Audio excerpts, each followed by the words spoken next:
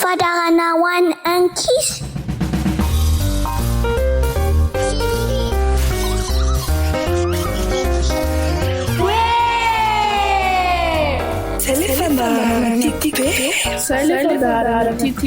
Ianarana soratra masina. Izaratra-pako fa Diay Atamata. Diay Andriamanitra.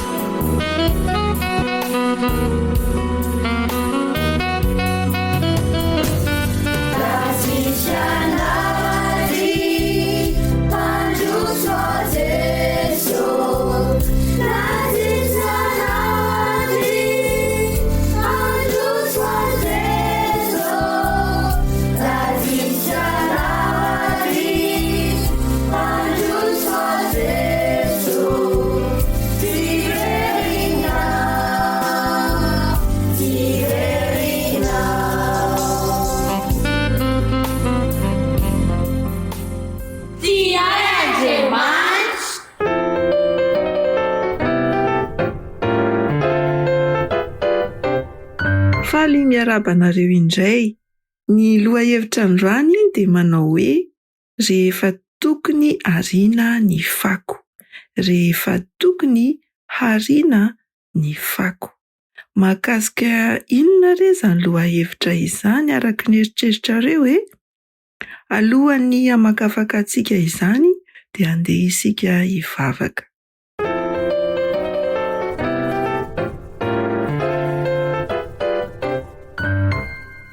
Ray misaotra anao zahay noho izao fotoana izao.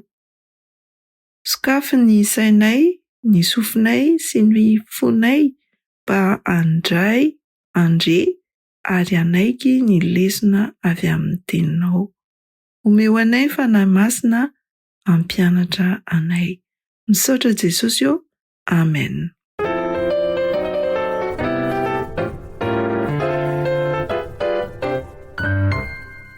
Ny vakiteny fototra androany dia izay voalaza ao amin'ny Korintiana 1:9-20 sy ny 20.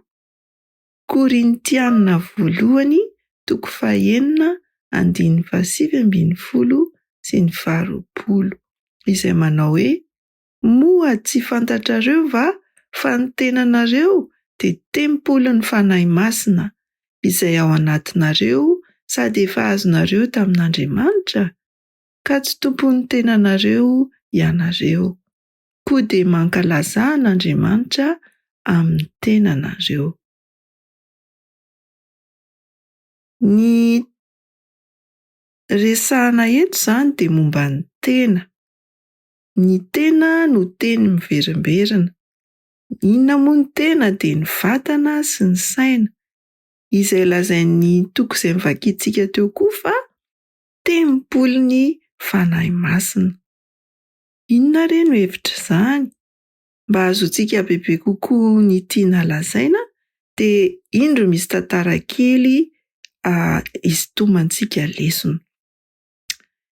Izaho sy dada dia nampirina garazy indray andro.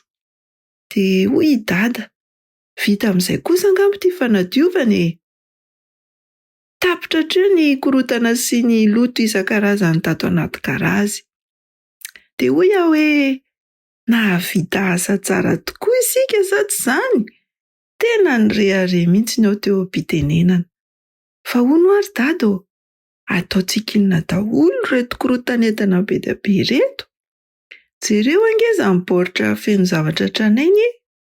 Ireto zerikanina fitoeran-diloilo tsy misy ininona ireto, ary ity vy fampidiram-baolina baskety arafesiny ity, tsy voaisa intsony ireto kitapo mamofona fofopako sy mifangaro rovi-damba maloto reto.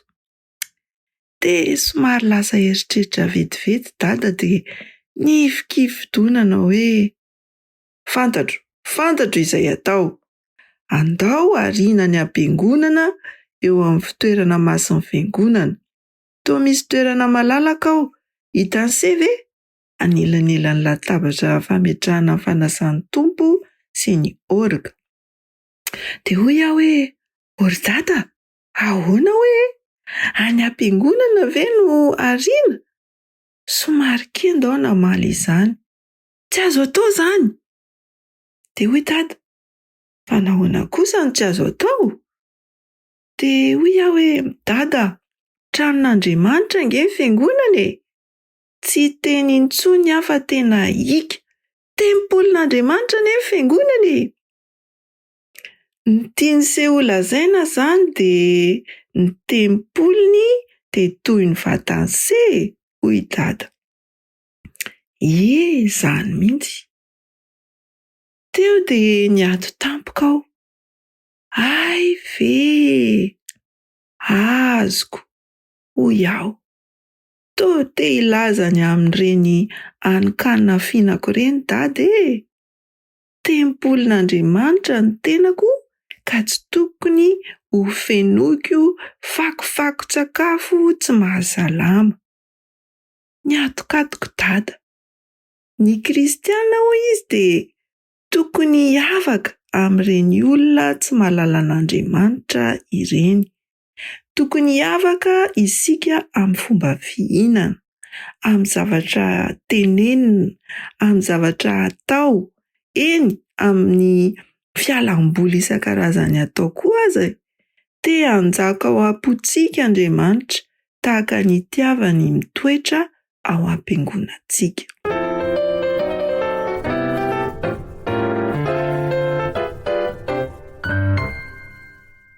Nanompo ny masoko tamin'ilay korotan'entana sy fako navoaka avy tao amin'ny garazy aho dia nalaiko sara ny eritreritra ireo fako ireo izay mivangongo mahatsiravina ary eo akaikin'ny latabatra fanasan'ny tompo misy azy.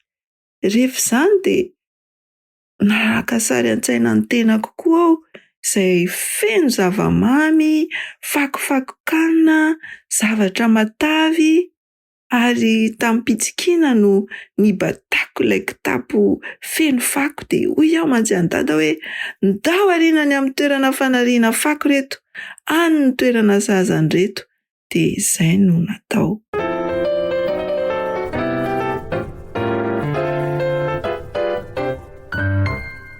Izany tokoa ange e, tiany Jesosy isika raha miaina sy manao asa ampitiavana amin'ny mahampanaraka azy antsika. Tadidinareo ve i Dorcasy avy any Antsoa? Vehivavy kristiana marina izy satria nanokana ny fiainany manontolo anaovana soa sy anampiana ny mahantra. Ao amin'ny asan'ny apôstôly 8:13 no misy izany. Hainareo koa ve i Naomi? Naomi izay tia ny Rota avinanto vaviny ka naneho antsara-panahy taminy na dia tsy mpianatra Jesosy aza i Rota. Ny fitondrana feno fitiavana nataon'ny Naomi taminy no nahatonga ny Rota hanaiky mora foana ny hanaraka sy hanompo ny Andriamanitry Naomi. Izao izany lesona androany rankizy. Raha milaza isika fa mpanara-dian'i Jesosy dia tokony hiavaka amin'ny izy tsy mpino isika amin'ny fomba fiainantsika. Izany hoe Jesosy koa dia te hitoetra ao anatintsika satria toy ny any amin'ny tempoly ary dia tiany isaina sy hahatsapa ary hanao zavatra fanomezam-boninahitra an'Andriamanitra.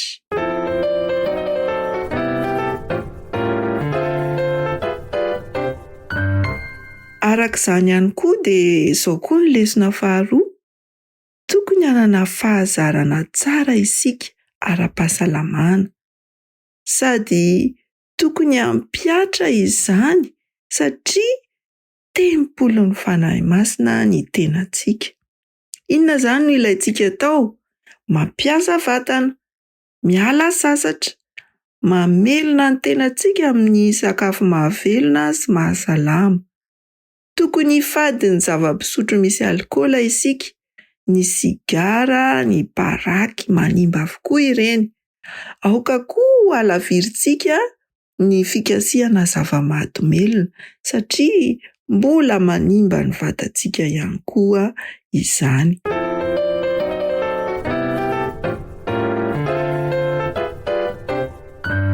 Lesona fahatelo dia izao, tokony hanatratra fenitra avo dia avo isika eo amin'ny fisafidianana karazana mozika tsara sy mahasoa, boky mahasoa, fandaharana mahasoa ao amin'ny fahitalavitra, horonan-tsary mahasoa ary ihany koa fialamboly mahasoa. Rehefa manao safidy tsara toy izany isika dia manampy antsika hitombo ka ho tena mpanaradian'i Jesosy tokoa izany. Ao amin'ny Filipiana 4:4-5 no manampy antsika mikasika izany.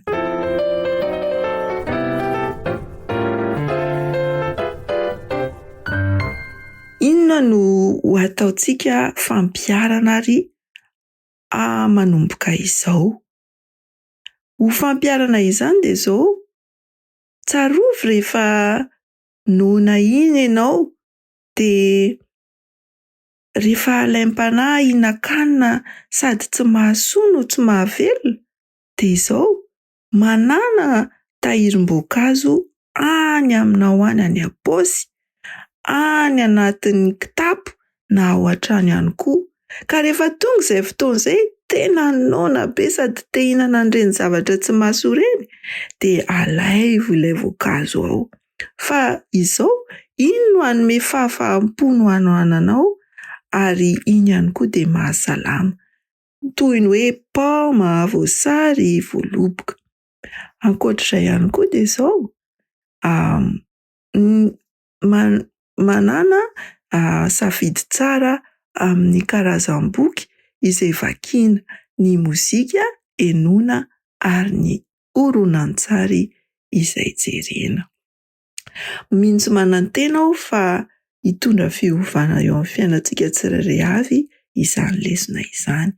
Andeha entintsika ambavaka.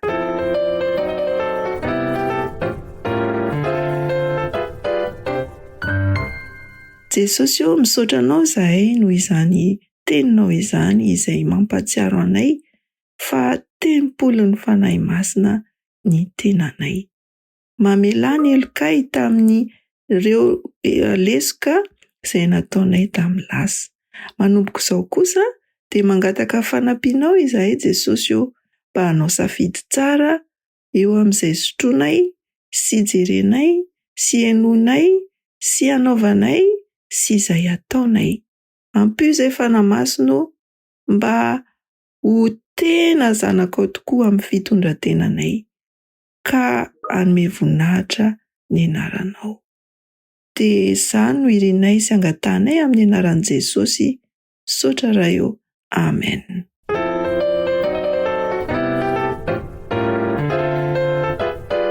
Na hainao teo Fadarana ho an'ny ankizy. tsy hay Andriamanitra.